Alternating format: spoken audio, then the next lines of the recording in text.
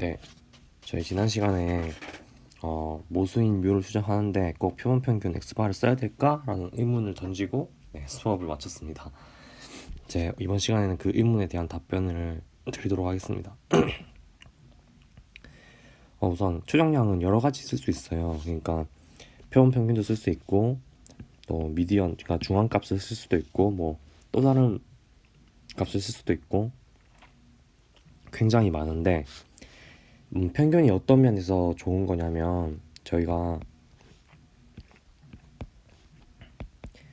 어떤 데이터들을 그러니까 어떤 데이터들을 Y라고 할게요. 표본들에 대한 데이터. 이 데이터를 Y라고 하고 저희가 모수 추정하는 모수를 뮤라고 하면 뮤햇이라고 하면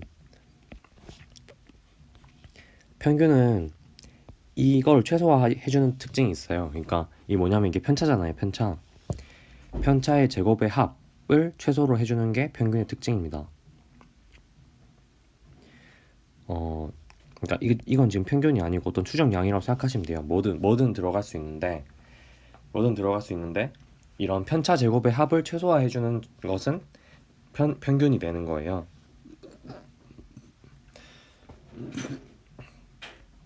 어떤 이야기냐면 저희가 여기서 지금 계산을 좀 해볼게요. 이 제곱이 들어가 있어서 저희가 얘가 어떤 건지 모른다고 생각을 해요. 제곱이 들어가 있기 때문에 이 값을 최소화해주는 거는 이 값을 그러니까 저희가 뭐라 해야 될까, y는 x제곱이라고 하면은 이런 그림이 그려지잖아요. 근데 이 그림에서 이 점을 찾는 거는 미분해서 0인 값을 찾아요 보통. 그래서 저희는 여기서 미분해서 0 하니까 x에 대한 미분을 해서 이게 0인 값, 그러니까 x는 0일 때 이렇게 찾을 수 있잖아요. 그러니까 2차식은 보통 이런 형식을 가지는데 저희 여기도 2차식이잖아요. 그래서 이것도 마찬가지로 저희가 이걸 최소화해주는 값은 이 식에 대해서, 그러니까 이 식에 대해서 뮤햇으로 미분을 해서 뮤햇에 대해서 미분을 해서 0, 이 값 미분을 한 값이 0이 되게 하는 이 뮤 값을 찾으면 그게 바로 이 관점에서, 그러니까 오차의 제곱의 합을 최소로 해주는 관점에서 가장 좋은 추정량을 얻을 수가 있는 거예요. 말이 어렵죠? 조금만 정리해서 말해볼게요. 그러니까 어떤 데이터들이 있고 저희가 어떤 뮤를 추정하는 어떤 추정량이 있어요. 근데 저희가 그러니까 이게 오차잖아요. 오차의 제곱의 합을 최소로 해주는 관점에서 추정량을 고르는 방법이 있는데 그때 골랐을 때 그 추정량이 바로 표본 평균이라는 거예요. 그래서 그게 왜 표본 평균이 되는지 간단하게 보여드리겠습니다. 이해 안 하셔도 됩니다. 이 부분은 좀 어렵고 좀 그렇습니다. 네. 그래서 아까 말씀드렸다시피 2차식이니까 뮤에 대해서 이거 미분을 하면 이게 아마 이런 식으로 될 거예요.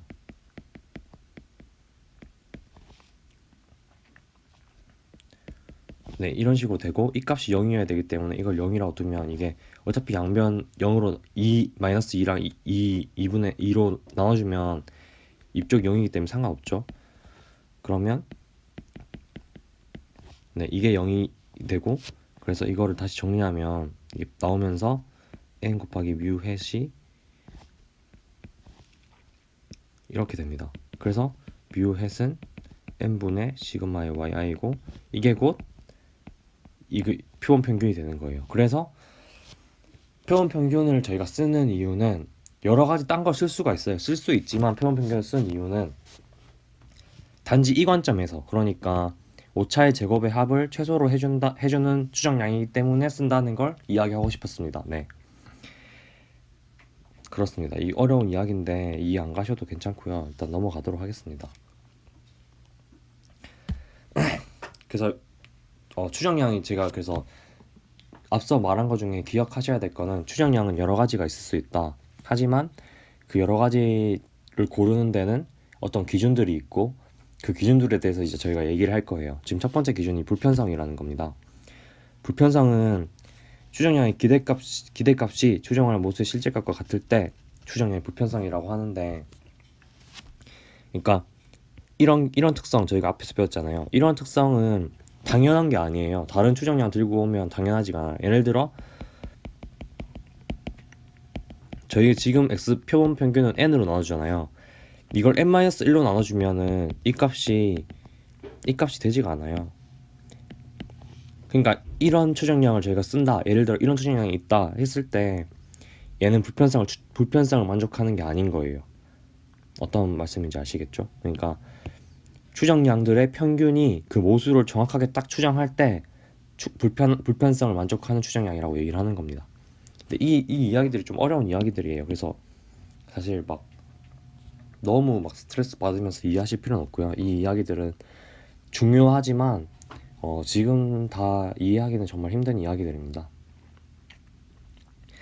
그래서 그림 보시면 이 점을 정확하게 딱 이제 이게 모수고 이게 추정량이잖아요. 추정량의 평균이 모수를 정확하게 딱 타겟팅할 때 불편 추정량이라고 하고요. 모수는 여기 있는데 저희 그러니까 추정량들의 평균은 여기 있는 거예요. 그럼 이만큼의 편의가 생기잖아요. 이런 거를 불편 추정량을 만족하지 않는 추정량이라고 얘기를 합니다. 이 두 가지는 다 불편 추정량이겠죠. 저희가 앞서 배웠던 그 표집 분포에서, 그러니까 표본 평균의 평균과 표본 평균들의 분산, 그러니까 표본 분산들의 평균, 네, 그 값은 다 불편 추정량입니다. 그 또 다른 특징이 효율성인데, 이거는 추정량들의 분산이 작을수록 효율적이라고 합니다. 그러니까 저희가 추정을 했는데 막 이리저리 왔다 갔다 거리면 안 되잖아요. 그래서 이 경우는 좀 추정 한 번 했을 땐 이쪽에 있는데 한 번 했을 땐 막 이쪽에 나오고 막 이러면은 좀 추정 효율적이지 않습니다. 근데 여기 같은 경우에는 아무리 해도 이 값 근처에서 이렇게 놀잖아요. 네, 그런 특징을 효율적인 추정량의 특징이라고 합니다. 일치성 이것도 좀 어려운데, 이건 뭐냐면 앞서 말한 효율성 더하기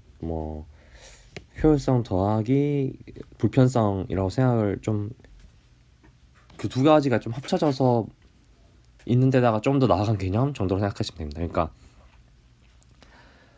그러니까 n이 크면 클수록 정확하게 딱 그러니까 표본을 많이 뽑을수록 모수를 정확하게 추정할 수 있는 추정량을 말하는 거예요.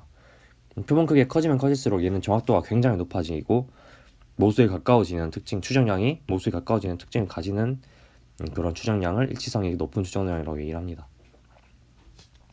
보시면 여기 표본이 커질수록 이 점을 향해서 계속 정확하게 다가가고 있죠. 네, 그런 추정량을 이야기를 합니다. 이 식에 대해서는 제가 오프라인에서 좀 더 자세하게 말씀드리겠지만, 지금 간략하게 말씀드리면 입실론이라는 건 어떤 임의의 수예요. 이 임의의 수라는 건 수학에서 거의 모든 수를 다 대입할 수 있다 생각하시면 됩니다. 그래서 이게 무슨 의미냐면